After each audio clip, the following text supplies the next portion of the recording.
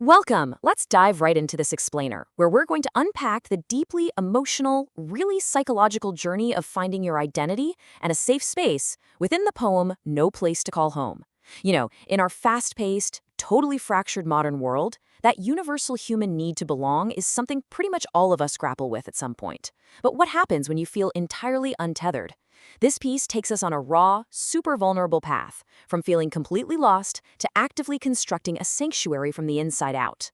We're going to look closely at the text to see exactly how this transformation happens and uncover the psychological nuances of displacement that the author captures so brilliantly.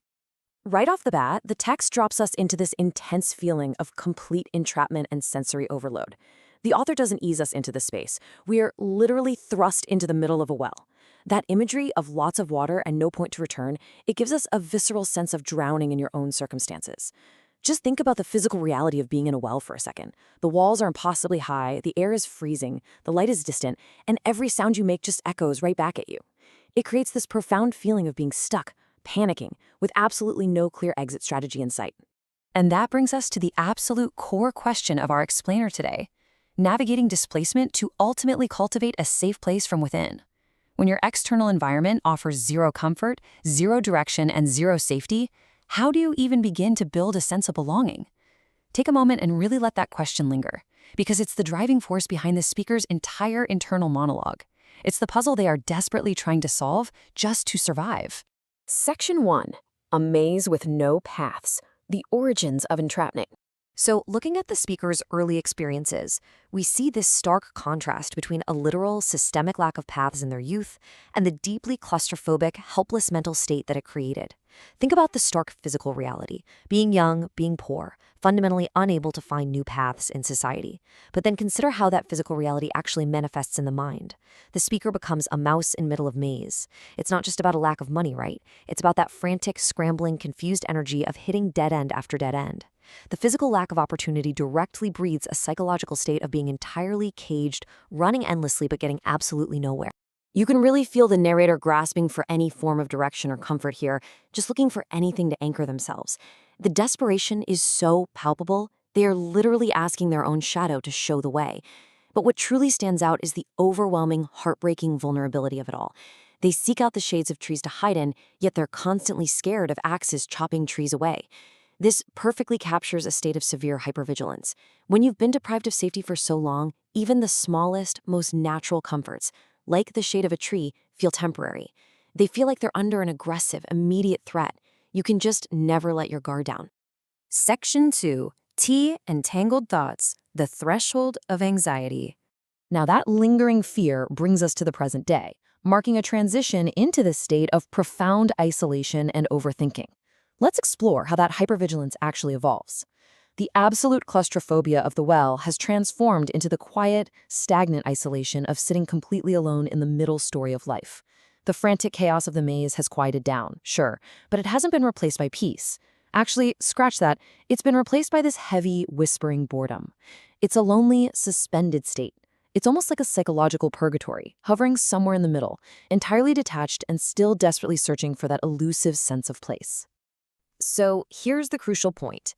Notice how this incredibly relatable, mundane act of drinking a cup of tea becomes entirely consumed by the heavy weight of anxious thoughts.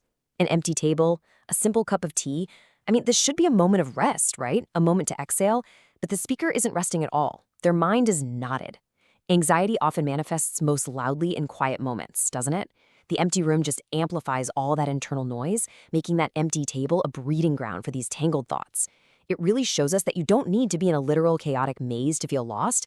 The internal maze of a quiet room can be just as disorienting. Moving right along to Section 3, the fear of connection, the neighbor's welcome card. Let's dive into the inciting incident that disrupts this lonely tea time, an unexpected attempt at connection from the outside world. This is where the internal stagnation is suddenly challenged. A simple welcome card from a neighbor becomes a massive emotional hurdle for the speaker, triggering a wild spiral of self-doubt. Think about the irony here. To someone who feels secure in their skin, a welcome card is a warm, comforting gesture. But to someone who feels they have absolutely no place to call home, it acts like a glaring spotlight. It feels like a sudden demand for interaction that they are entirely unprepared for. It's a total intrusion into their fragile isolation. This perfectly captures that spiraling internal monologue of social anxiety. It's like, okay, the logical first step is simple enough. Perhaps I should say hello and thank you in return, but instantly the mind's internal saboteur throws up all these roadblocks. What if she doesn't like me? What if I stutter in between? The desire to connect is immediately suffocated by the fear of rejection and this perceived inadequacy. The maze isn't just their past poverty anymore. The maze is now entirely constructed within their own mind, constantly throwing up emotional dead ends whenever they try to reach out and just be seen. And finally, Section 4, Home is in the Heart, the Resolution and Redefinition. Pushing past that threshold of anxiety, we hit the climax of the poem, where the speaker makes a critical pivot. They shift from feeling helpless to actively taking back their power. Based entirely on the poem's powerful conclusion, we can redefine home not as a physical building with a roof and a front door, but as a strict internal boundary and a deliberately cultivated future. The speaker realizes that if the external world offers no paths, no safety, and only the threat of chopping axes, well, they must construct that safety internally. They boldly declare, I need to try and find my own place to call home. I absolutely love the duality and the speaker's emotional growth here. Think about it. They now possess both the gentle internal security of the snail and the fierce, protective energy of the lion. They are same as a snail carrying home, recognizing that belonging isn't a destination, but a state of being that travels with them, right in their heart. Yet they are no longer that frightened, vulnerable mouse in the maze. To protect that gentle snail energy, they look to how lions set their territories. They make a conscious decision to fiercely fight for their own internal home and establish ironclad boundaries against those chopping axes of the past. It's vulnerability and strength just coexisting beautifully. So, why does this matter for you and me? It frames belonging as a highly active process. Home isn't just a place you simply arrive at or passively wait to be invited into by a neighbor with a card. It is an active cultivation.